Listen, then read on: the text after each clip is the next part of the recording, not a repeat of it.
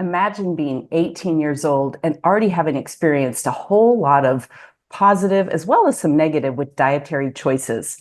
My young guest today, Maya, is 18. I had the chance to meet her in Bozeman, Montana at the recent Steak and Butter Gang Meetup, and we chatted a whole lot about the upcoming Meat Stock 26 in Gatlinburg, Tennessee in May of 2026.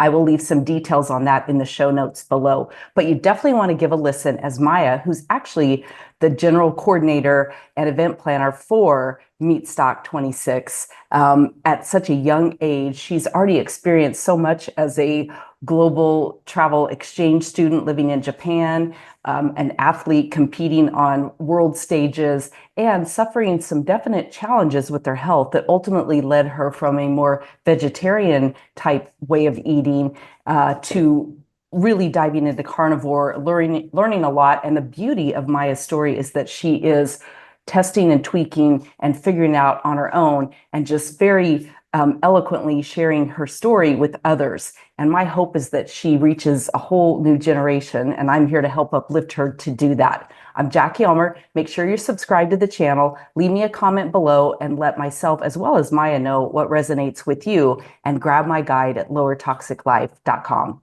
Here's the interview. So Maya, thank you so much for joining my community here today and participating in this interview. Well, thank you for inviting me, Jackie. Yes, it was so fun to meet you in Bozeman at the Steak and Butter Gang Meetup.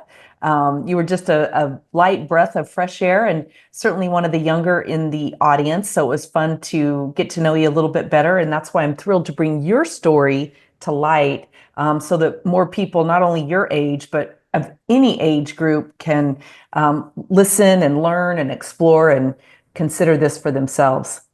Well, thank you. And yeah, I really appreciated our conversation at Bozeman. It was really nice getting to hear everyone's stories and how different yet similar all of us are. But yeah, it was great meeting each other.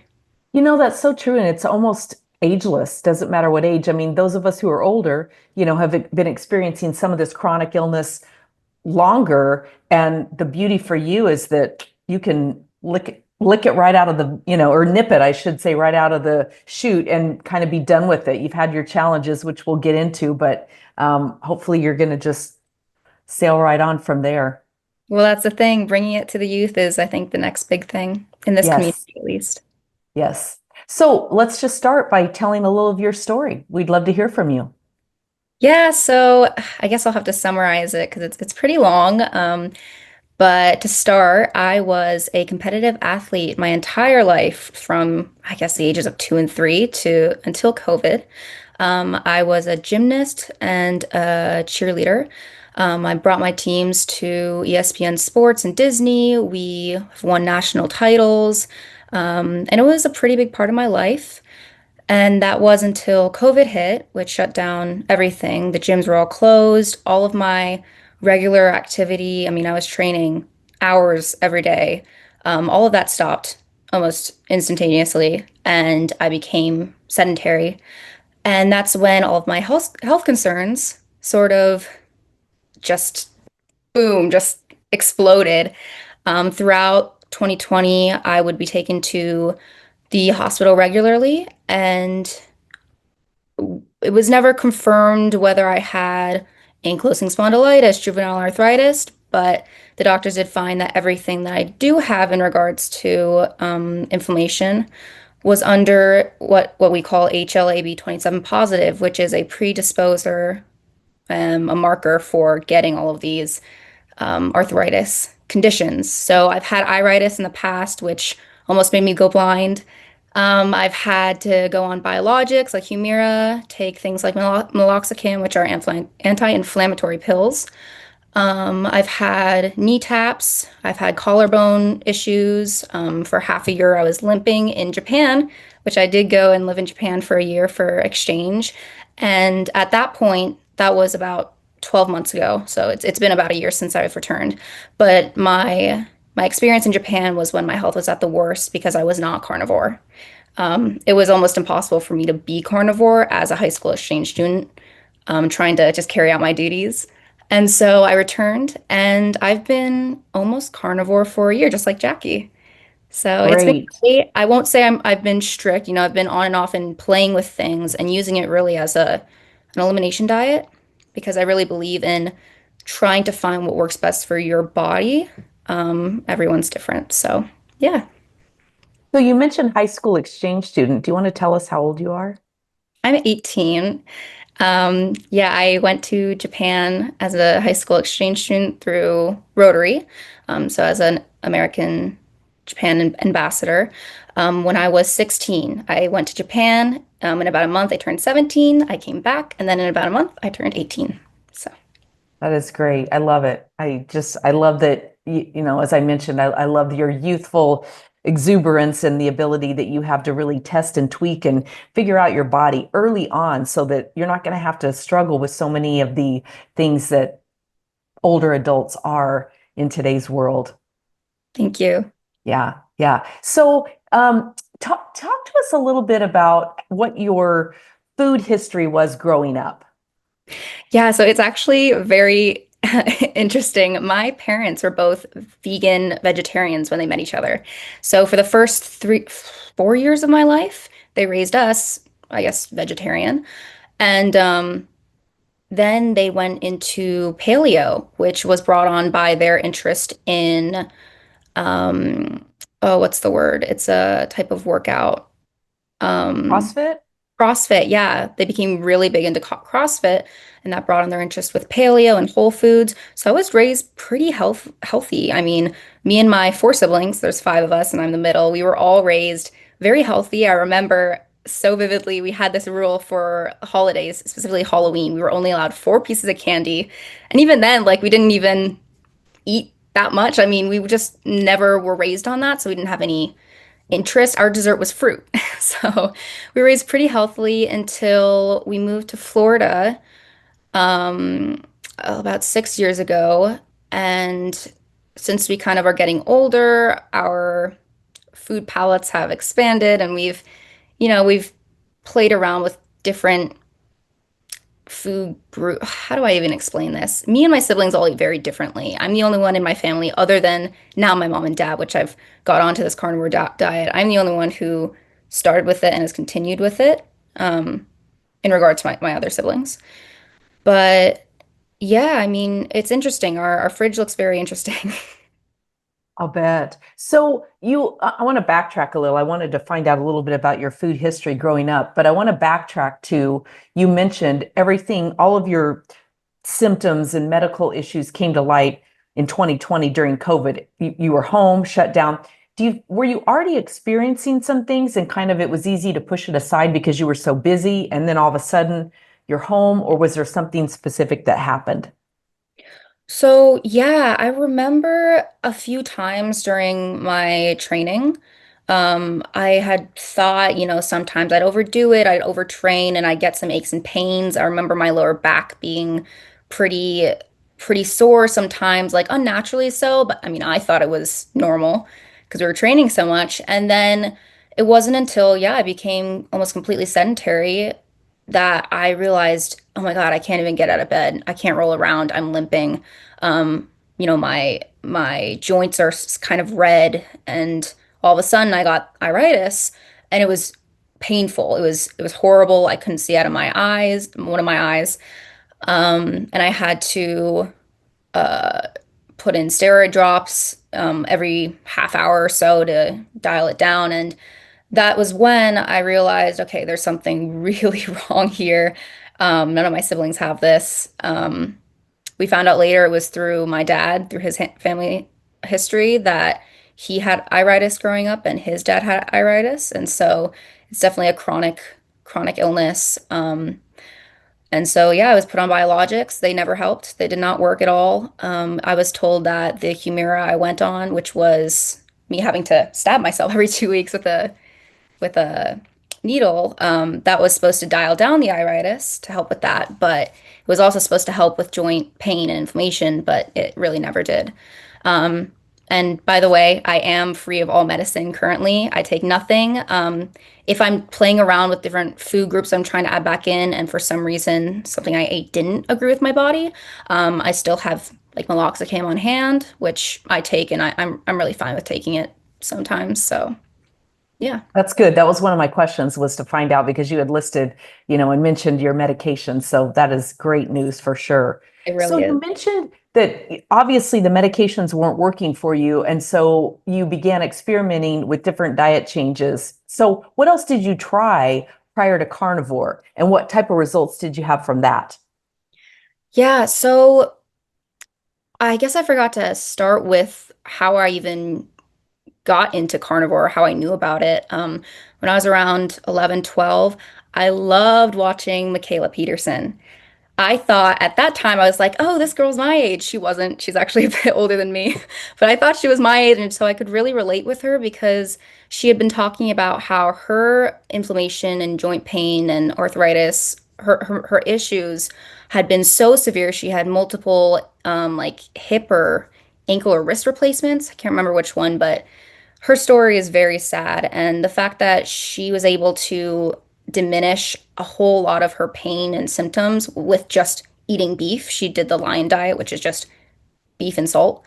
I mean, that was crazy to me. And then I remembered that through COVID, I remember looking back, oh, I remember Michaela Peterson had started this diet and it really helped her. And because I was in so much pain at that time, and I was also preparing for exchange, I was scared about going overseas and having to kind of abide by their rules and their food culture because it really is a different culture than America. They're so invested in their food and everything kind of is surrounding food in East Asian culture. At least personally, that's what I observed. And so to prepare for that, I wanted to see if this kind of diet would work. And I remember at first, I didn't I was not educated enough. I did about 2 weeks of strict lion, but I didn't know about electrolytes. So Mm. I was just eating beef with salt and water, and my mood swings were horrible. I mean, it may have helped the pain a little, but I can't remember right now. But then throughout Japan, I realized my health was getting worse, and it wasn't getting any better with the diet that I was eating there. And so I came back and I just made the decision, well, my mom's been seeing results because my mom had remembered that I had been talking about this and I did the 2 week lion diet thing. And she lost about 50 pounds while I was away. I came back and I saw a different mom. I was like, who is this person? And so she also motivated me to get back on. And yeah. I just want to mention because you mentioned it, the electrolyte issue, because so many people struggle with that. And it depends on who you're listening to. If you're listening to a more seasoned carnivore person, somebody that's been on it for a number of years, many of them, I won't say most, but many of them have worked themselves through the electrolyte issue. And it is true that you can get everything that you need from animal protein. But for most people who haven't had that from birth on, we're deficient in so magnesium and potassium and zinc. I mean, there's so many nutrients and minerals and all of that that we are really deficient in. So I want to encourage anybody listening to really pay attention to that. And if you're hearing conflicting ideas on that, just remember if you're just getting started, you're probably going to need electrolytes. You're probably going to need some additional mineral supplementation. And that doesn't mean that you're not doing it right. Yes. Yeah. So what was your diet primarily while you were in Japan? What were you eating? Yeah, so I was living with host families. I had four throughout my entire exchange, and I moved every 3 or 4 months. And I mean, everything was mostly home cooked. The only thing is, a lot of people think that the Japanese diet is so healthy. I mean, yes, in comparison to the general American diet, of course, because a lot of it is homemade and without a lot of the ingredients that are not seen overseas that we use in America. But other than the homemade meals, because I was going to high school, a Japanese high school, being around my friends, there's a huge snacking culture and everything's so convenient and so nearby. The convenience stores hold a lot of, unhealthy foods like pastries and cookies and snacks for students. I mean, it was a big culture to just snack all the time. And for me, I remember I still couldn't get past like eating breakfast, for example. My family growing up, we just never ate breakfast. Just too early, and we kind of ate a bit later on. And so they're really, really strict on having 3 meals a day. It has to be breakfast, lunch, and dinner. And I do remember saying, I'm not really used to having breakfast, and they were okay with that. And I also remember saying no to the rice because as an American, I'm just not used to having rice 3 times a day. Um, but I mean, I was really just eating the food that was prepared for me. I brought a bento box, which is like a lunch box to me to school every day. It was primarily what we call healthy whole foods, fruit, some chicken or meat with vegetables, and there's a lot of side dishes like pickled vegetables. So it was healthy. But again, because I grew up eating whole foods and healthy foods within my family, I didn't really go from the American diet to a healthy Japanese diet. It went from a healthy whole foods American diet to a healthy whole foods Japanese diet. It was just the snacks and that kind of culture that really caught up and affected me. Yeah. Yeah. Okay, so let's kind of backtrack and move around a little bit. You come back home from your study abroad and your mom has lost 50 pounds and she's thriving. Did you jump right back in then with carnivore? Did you jump into the lion diet? Talk a little bit about that transition back in. Yeah, so for about 1 month, the first month I came back because it had been an entire year since eating, some of the foods that I had loved, like I don't know, the American brands like Crumble Cookie, all that kind of stuff that I never even had before, but I just wanted to try. I spent 1 month just kind of getting back in, getting reinstated into the culture because there's a lot of reverse culture shock that happened. And so I let myself be for first month and a half or so. And then from, I guess, the second and third month on, it was just a very easy transition. I mean, I always loved meat and craved meat anyways. Um, it wasn't really that hard for me, but I did follow the advice that Bella, the steak and butter girl, had given on her channel because she has a few videos out where I think the titles are what I would do if I started carnivore again, those kinds of videos. And she recommended slowly every week, cutting out a food group. And so I did that. The major four food groups I cut out were gluten, soy, sugar, and seed oils. Seed oils was a big one. Um, and then, yeah, I guess I've just been not on and off. I've been testing other things, but primarily everything is surrounding carnivore in my life currently. Yeah. So, did you have any specific challenges doing this as you began to wade back in? Yeah, let me think. Because my mom and dad had been more interested and had been doing carnivore the entire year I was gone, our fridge was already packed with all you could need. I mean, we'd gotten rid of a lot of the unhealthy foods already. So, Did you have cravings, sugar or mm, carb cravings? Did you have low energy? Did you have bathroom issues? actually, no. So I did pretty well. I will say I'm not someone who is what they call an abstainer. Like I don't get those kinds of cravings and I'm able to hold myself back. So, I mean, sometimes maybe near my periods I'll get, those chocolate cravings or something like that, but I'm able to hold back and yeah, I never was really a sugar addict at all. I like things that aren't as sugary, but I guess maybe like spicy food. I love spicy food. It was a very easy transition for me. Yeah. That's great. I love that you mentioned abstainer. I have a video and I'll link it right up here that I just did on are you an abstainer or a moderator? Because most people are one of the two and you either are or you are not.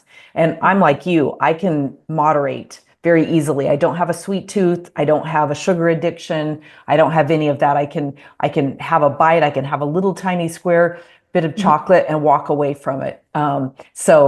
With the exception, I have one exception. I don't know what it is, but when I go out to dinner out and if we order dessert, I don't know if it's because I think I'm paying for it. I don't know. It's so dumb. But then I feel like I have to finish the whole thing. It's just Yeah. crazy. But I do relate to that. And I forgot to add on, while cutting out the four major food groups I had mentioned, I will say seed oils was a big one, and soy, and I mean all of them, gluten as well. But seed oils, I have a story I wanted to share. I went out to a Brazilian steak restaurant where, I mean, it's all meat, and I was only getting the meat, and I wasn't eating, the ham that has the sugar and honey in it, that kind of stuff. but I didn't ask or I didn't know to ask beforehand if they had cooked their meat or used seed oils at all. And before having to ask for this, for like when the waiter comes to your table, oh, is the chicken cooked in seed oils? Is it fried? Blah, blah, blah. I was really embarrassed when my mom asked about that because I was like, Mom, you sound crazy asking about seed oils. Like, who does that? And then after my experience at the steak restaurant, I go back home and the next day I wake up and I feel like a car hit me. My back is broken. I can barely roll around in my bed. And I was just shocked because it's like I only ate meat. What could have been the problem? And it was definitely the seed oils because I did play around with it more and I had no idea that, I mean, Korean barbecue restaurants, I worked at one in the past. I didn't know we used a half peanut oil, half canola oil blend for brushing the grill. And it's just those little things that can really affect you if you have these kinds of health problems. So I would be aware of that and careful. Yeah, you bring up such a good point. It's so true. And I just hardly even enjoy eating out anymore because I just know I have a choice. I'm either going to arm wrestle with the kitchen for what I need, or I'm going to just accept it and I'm going to pay the price the next day.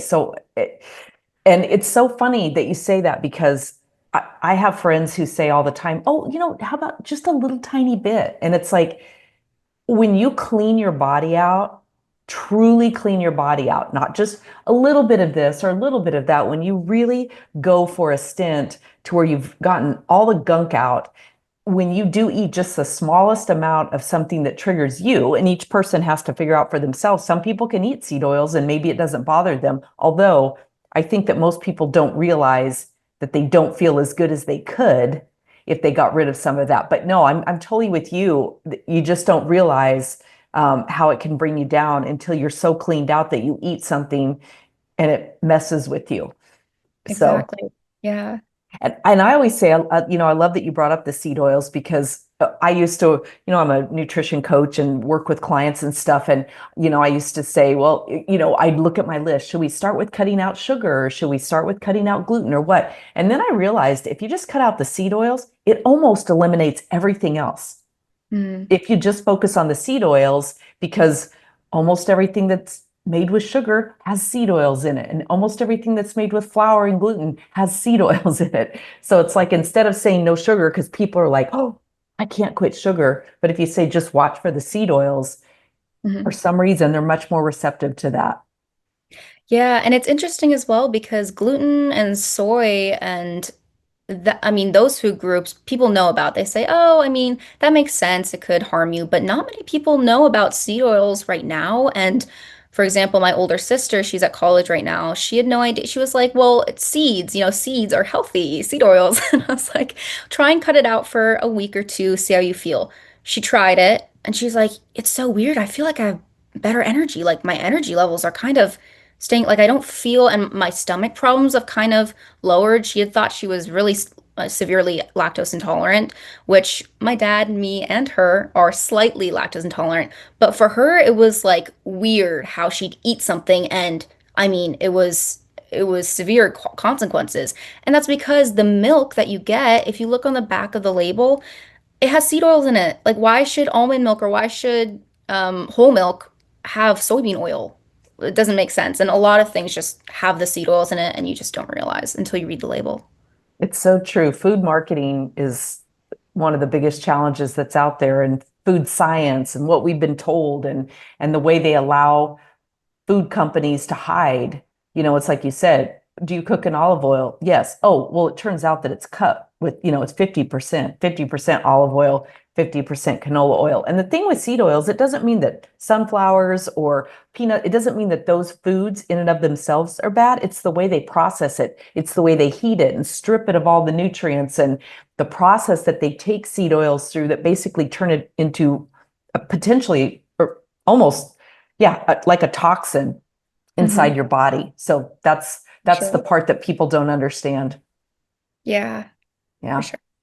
So we talked a little bit about your family. So all of you eat differently. How have your friends handled this part of your life? And how do you introduce it? Do you? What's it like going out socially? Hmm. So I will say most of my friends are from different parts of the world. So we connect over FaceTime or over the phone. Because I'm also doing online classes currently for college. I don't usually get out much. So with that in mind, whenever I am going out, I am usually going out with my mom or my family, and we're able to know how to order or look beforehand, like look at the menu, maybe call in and ask if they can do specific things for us. And I've been kind of at a standstill with like telling my friends about what I do because it's kind of, I mean, it's out there. It's very weird. Why should you eat like this? It's very hard to conceptualize someone who only eats meat and maybe cheese and dairy, you know? And so I do remember very recently the first person I came out to with this kind of diet was a guy friend of mine who had been looking into Whole Foods and gym culture because like right now my younger brother when they hit a certain age, when guys hit a certain age, they start getting into like gym culture and working out and eating healthier or bulking, you know, stuff like that. And so I thought it'd be okay to kind of open up and explain a little about my diet to him. And at first he was like, I mean, I've heard of this carnivore thing, but it looks kind of crazy, like with all the videos that come out on TikTok and Instagram. Like, I don't really get it, but I understand Whole Foods because, you know, it's healthy and processed. And I told him why I did it and how much it's helped me with my health concerns.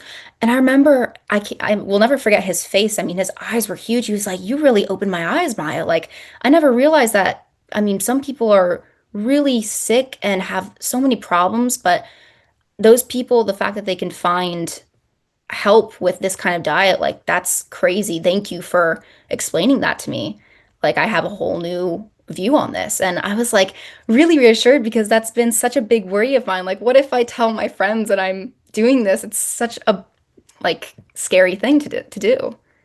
Well, I think that you're handling it beautifully because the biggest problem that we have and the biggest mistake that we make is that we want to preach to people, tell them why the way they're eating is bad and why this is wrong and why this is better. And instead, it sounds like what you did was say, this is what I was experiencing, this is what I tried, Mhm. and this is what wasn't working. And so I just kept peeling back the layers until I found something that worked. And now I've healed myself, I've gotten off of medications, and my body is thriving.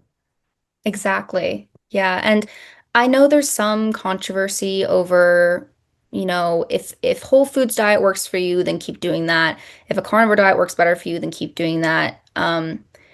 There's a bit of controversy, I guess, over s telling people to only do one thing. And that's the biggest thing. I think everyone should really tweak their own diet and really invest in their own health and see, okay, well, what really works for me? And a lot of the times, people who don't have underlying health concerns or anything severe that they can tell that's going on in their body, if they're just, I guess, normal, they should still look into investing in their health with a whole foods diet or even going carnivore. And I mean, so many people just don't understand how much, what's it called? Um, how much their energy levels might be going up and down, how much, what's it called? Mind fog? Is that the word? Brain fog, Brain yeah, fog, yeah. yeah. How much Hmm. brain fog they might have. And that's the biggest thing. A lot of people who don't have underlying health concerns have told me, well, I did try the whole foods and carnivore diet, and I realized, oh my gosh, I had so much brain fog and so much low energy that I just didn't realize because I thought that was normal. Interesting. It's true. I mean, I remember the day that I really got invested. I was lucky. I was raised with a mom who fed me very healthy too, and I fed my children very healthy. Not a lot of processed foods or any of that. So we've been pretty clean forever too. But I remember one day, well, I still remember it was in 2014, and I was walking with my husband. We were living in Ventura at the time in California. We were walking to the movie theater in the middle of the day, and I said, I'm living with chronic pain. And he was like, what are you talking about? And I said, I know that sounds really weird because I've never said a word about it, but I'm realizing my hips are sore and my knees are sore and my joints are sore and my elbows. And, I just feel like the creaky lady, and I, I guess probably sort of subconsciously I was aware of it, but I had never really taken it out and unpacked it and said, my hips hurt, my joints hurt. What's wrong with me? But there was something about walking that day that I did, and then I became very aware of it. So I think that we can get into, autopilot and end up in this mode where we think we're doing fine. We're not going to the doctor. We don't have anything that's debilitating, but we don't realize, and we also begin to accept this is the aging process. Your body's supposed to fall apart and break down, and you're supposed to have, aches and pains and all of that. And I say, I don't think so, at least not to the extent that so many people today are experiencing it. Yeah, I'm glad you brought that up because it really is normalized to have these growing pains, all of it. Well, your bones are, or not your bones, you're gonna have stiff muscles and stiff joints. I mean, that's just kind of a normal thing. And it's like, well, why is it a normal thing? Is it really? And people just kind of take that at face value and just accept it and don't think that's healthy in the long run. No, it's not. Medications, all of it. It's like, yeah, it's not. But we've normalized that too. Once you hit a certain age, you're probably going to go on blood pressure medication, and then you're probably going to go on a statin, and then, all of this stuff. And it's like, why? No. And again, like I think back to my grandparents and all of that, and it's like, they didn't live like that. They weren't on all of that. So what has changed? That's what I keep asking. What has changed? A lot, for sure. But I keep saying then there's got to be a way to reverse it. There's got to be a way. This does not have to be the way that it is. So, Speaking of which, I forgot to add this in, but now that you're voicing that, that is the exact like thoughts that I had in my mind when I decided to just completely go all in for carnivore when I came back. I totally forgot to say this, but my doctor wanted to put me on three more medication, biomedics, more shots. I think there was about two, three shots that she would add on, and then, more pills and medication to go alongside that. And my dad, being a urologist, he was like, this does not sound right. And he didn't voice that to me, but I actually went to him first after hearing about this and hearing about, well, we want to change you over. I remember going up to him and asking, Dad, this doesn't feel right. Like I'm not like you. I don't have all this information about health and food, and I really don't have the background and the education to know, but I do know there's this weird feeling I'm getting. I don't think this is normal or natural. I feel like this will have long-term consequences. And all I told him was, Dad, this just doesn't feel right. And he was like, yeah, I completely agree. I don't want you going on all that medication. And that was really relieving. And that was probably the turning point that helped me, give me that reason to really go all in because, I mean, it's just not normal to be on that much medication. and do you want to be on it forever? Like, do you want that to be your life? Because almost every medication reaches an end of life for every human, right? Your body ultimately can rid itself of the usefulness even of a medication, you know? So who wants to, and especially at your age, like really Well, starting down that, that path? yeah. Crazy. And also, I'm not saying medication is bad at all. I mean, it's a great tool and science is great. I mean, it's all a great tool to help the human body in some way or another, but to rely on it and have that consume your life is just, yeah. I agree. And to start with it is the solution versus, well, what else can we possibly do? Can we interact some lifestyle changes, dietary changes, exercise, what else can we try Mhm. before we end up that's where we have to be? Yes. And that's Yeah. what doctors need to push more is, well, can we try a dietary change? Well, look into that. And I remember telling my doctor, well, I'm looking into carnivore and I've done a lot of research and I think this might be a good thing to look into before, going on all this medication. And the response I got was, well, I mean, if you feel like you want to, sure, I won't stop you. I mean, it was very like nonchalant, not really, it was so weird to me. It's not their forte though. And I used to get angry at doctors and now I don't anymore. I realize any of us are only as good as our education and our knowledge base and our quest for learning too. And Yeah. so if they haven't been educated in that and they haven't experienced this and they don't have a personal quest to learn that side of it, it's not their fault. They might not be the right fit for me as a doctor, but I'm not Mhm. going to be mad at them anymore or blame them because they're being groomed, so to speak, by the pharmaceutical companies that now fund our universities and our medical schools and the hospitals. And it's creative medicine is gone. thinking outside the box is gone for the most part. That's a great mindset to have as well. And ultimately, it's your responsibility as an individual to take care of your own health, whether that be Yes. researching into it, looking for changes. There's no one really to blame except yourself, and you can always learn and grow. And It's true, and it's hard for my generation because we are the or have been the trusting generation. I mean, they've said before, I've heard this said in marketing circles that the most trusted symbol out there is a man in a white lab coat mm, representing a doctor. Like that is you like if you're looking through the crowd and if they've done tests, whatever, that's always checked as the most trusted person out there. But again, they're only as good as what they've been taught. And if yeah, things have changed in terms of their ability to think outside the box and be creative, well, it's just not going to happen. yeah. Yeah. Okay, so now let's move on to the meetups and I know you're working with Scott Everson and Meat Stock 26, which is coming up in May in Gatlinburg. And I met you at the Steak and Butter Gang meetup in Bozeman, Montana. So that was really cool. Tell us a little bit about how you met Scott, how you got involved, like and what your role is. Let us know about all that. Yeah, so Scott Everson is the meat stock guy. I mean, he is putting on amazing get-togethers for the carnivore community, the whole food community. Meat Stock 2026 is going to be a very big convention. We're hoping to reach, I mean, it'll be the largest carnivore convention in the nation.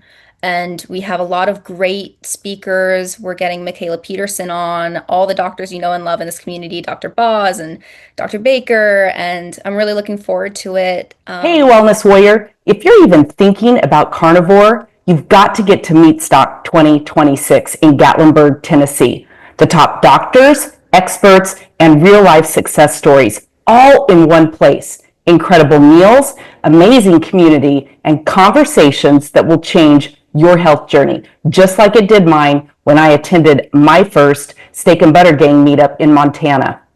Use my referral code LTL to get $50 off any ticket package of your choice. Go to meatstockconvention.com. I'll be there and I hope to see you there too. So drop a comment if you're attending as we will be meeting up with the Lower Toxic Life Warriors. You can reach out to me also by going to And peakperformancehabits.com/contact. for, I'm going to that, by the way. I'm oh, you signed up. are. I am. Well, I And hope so to is see you Julie, there. who you met. Julie, oh, Julie, yeah, great. yep. Okay, well, thank you. I'm really excited to see you guys there. I mean, we changed the location to the Bozeman Convention Center, and we're looking forward to expanding every year. I mean, we've already reached our limit from last year. We've sold more tickets than we sold last year. I mean, we're gonna be getting double the amount of people. And in regards to how I met Scott, it was at a Tampa meetup. It was at one of the conventions he put on for Wired for Healing. And I'm now working as the main coordinator for Meatstock 2026. And I'm helping with just making sure it's a fun, comfortable event for everyone. So, yeah, That is great. Is that what brought you to the Bozeman meetup? it is. I've been given just such amazing opportunities to be able to travel to these different meetups to just get a handle on how other people within the community are able to put on just these amazing get-togethers for, I mean, like-minded people to share their stories. And that's how I met you, Jackie, and how I've met so many other people. It's just a great learning experience. And yeah, I'm really grateful for that. Tell me what's been significant for you from attending these meetups. Like I was sharing with someone the other day that I loved the doctors panel, and honestly, that's what took me there. Mhm. But what I've really come back from is all the story. What I really took home more than anything was all the stories, and it's emotional. I mean, when somebody really heals their body and starts walking normally again and gets off medication and drops 200 pounds and has their life back. I mean, I was choked up so many times and I'm not a super emotional person. So I kept thinking, what is wrong with me? I felt like the Grinch. I'm all weepy I or know. leaky or whatever he's. Anyway, it was so funny. So tell me Yeah. what's been significant for you at all these events. Well, yeah, I mean, the exact same thing happened to me. I mean, I'm generally not an emotional person, but going to all of these meetups, I mean, the type of people that you meet and are able to just sit down and discuss with their story and your story and just share the similarities and differences. I mean, some of these people have been so sick, like unimaginably just sick, and have been able to heal so many of these illnesses with just this kind of diet. I mean, hearing those stories just makes you completely take on a different kind of view. And it's like reinvigorating. It's like after these meetups, specifically last year's meat stock, I remember coming back and I was like, I think I could be hard carnivore for the rest of my life. Like it's so motivating. You don't even need like any other um, outside source of motivation. Like going to these meetups and coming back is just, it's amazing. Yeah, it really truly is. I was laughing because I really enjoyed meeting Scott, and it was so funny. I was sitting there and we were probably about 10, 12 minutes into conversation. I thought to myself, I'm sitting here with a complete stranger who's a guy, and I'm sharing some of the most, personal details about my health journey and, experiences and things I was feeling. But it just felt so real and authentic and okay to be vulnerable, and nobody was judging you, and you didn't feel like you had to hide like any of that stuff. And yeah, there's just something about it, and you also didn't have to worry about being judged for the way you eat. Exactly. Like, I mean, I look at all the people that I've had the pleasure of conversing with and learning about as mentors. Like I can learn from all these people, and a lot of them are in their elderly stages of life, and thought that they couldn't get any better because they're at an age where they just have been told that they can't without, outside intervention or something. And hearing that, it's like listening to, I mean, it's just listening to a mentor telling me, this is what I would have done. And I mean, just that is a great opportunity. It's invaluable. And you said it so well in terms of, listening to people's stories and how sick they were. And I think of Todd in Bozeman, and he's lost over, I think, 350 Yeah. pounds. And you look at the before and after photos, and it's so funny because I keep thinking to myself, to anybody who says, you're crazy, you're going to mess up your body just eating meat. I'm like, listen, if the human body can weigh 700 pounds, taking in almost nothing but junk and processed foods and sodas and sugar and seed oils and all this stuff, and come back and release that weight, heal, have even for a lot of people, their skin, like the sagginess of their skin, repair itself. I think 30, 60, 90 days, just at least trying carnivore to see if it's going to work for you, I think you'll be fine. Yes, yes. I mean, I still can't wrap my head around the fact that a lot of people think that this is an unnatural way of eating. I mean, it's just, even thinking about it gets me like confused because, I mean, this is the most natural way that we could possibly eat. And the human body is so adaptable. I mean, there's so many testimonials as well. I hope that's the right word for how this has helped people. I mean, my own mom, she looks like how I remember she looked when I was like 8, 10 years old. I mean, she looks like a bodybuilder now. It's insane. And so, how could you deny these results when they're right in front of you? Right. And again, it's like, I'm not saying it'll work for you like it has all of them, but what if it did? What if you tried it for 30, 60, 90 days? What if it did work? What if you felt terrific? What if you got off your medications? What if you dropped 100 pounds? Yeah. It's 90 days out of the maybe 87 you have, 90, whatever it is you have. I mean, it's such a little portion of time. Why not invest in that? Right. So, what advice then do you have for anybody considering this or who might be in it and struggling with it? Yes. Do your research, look into it, try it. If you do have these health conditions that you feel are getting worse or not getting better on the medication that you may be taking, or you just want to try, well, be open-minded, try things. And another thing that I really want to um, recommend is please do regular workout and movement. That has also been one of the biggest things that has helped me with my joints and my inflammation and all the problems that I've been having with moving. It's because I was sedentary that really, I think, accelerated the amount of pain that I was experiencing. And so not only getting back on a good diet, but also regular movement. I go to the gym, I walk, I mean, I don't do a lot. It's really just like maybe 2 days of gym a week, 3 days. But as long as you're not, being completely sedentary, please just look into regular movement. And also, if you're young, if you're in college, even if you're a teenager, you can start this kind of diet. You can test things out. I mean, within reason. Don't go, don't try and severely undereat or stuff like that. I mean, just do your research. That's the biggest thing. Yeah, and you bring up a good point.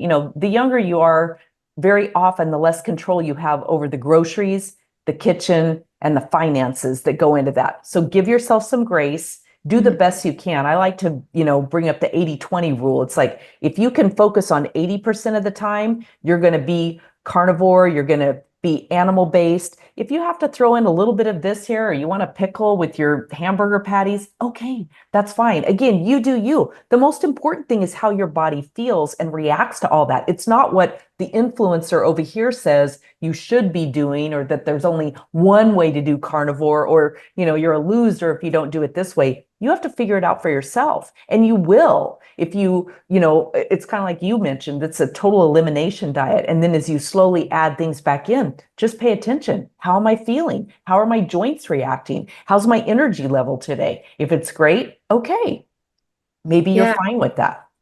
And also having patience and consistency is the biggest thing. I didn't feel, I mean, completely pain-free until maybe 4 months. I mean, I can't remember exactly, but it did take a while and I had to be consistent. And, changes may not happen immediately. Um, but yeah. Oh, also, I did want to mention you can do this kind of diet without having to pay lots of money for groceries, etc. I was talking to my older sister, and the biggest reason why she didn't want to go all in on this is because I'm a broke college student. I'm eating ramen currently. I have no money. I'm going to the food pantry. But there's so many videos out there that teach about how to do this diet on a budget. So please look into that if that's one of your concerns. And I think too with the grocery bill, that so often people look at the cost of meat and they think they're going to be adding that on top of what they're currently spending at the grocery store. But the reality of it is when you cut out all the other expensive stuff like boxes of cereal and vegetables that end up rotting that you throw away because you overbought, or any of that kind of stuff, when you begin to crowd all that out, you begin to see, oh, maybe it's not as expensive as I thought it was. Yeah, and also you're not thinking about, well, what do I cook next? What's my next meal going to be? How do I prepare for it? A lot of people ask, well, what do I eat on carnivore? Well, all there is to eat is meat, maybe butter. I mean, it's so simple and Beef, so butter, bacon, and eggs, and maybe yeah. some dairy. Yeah.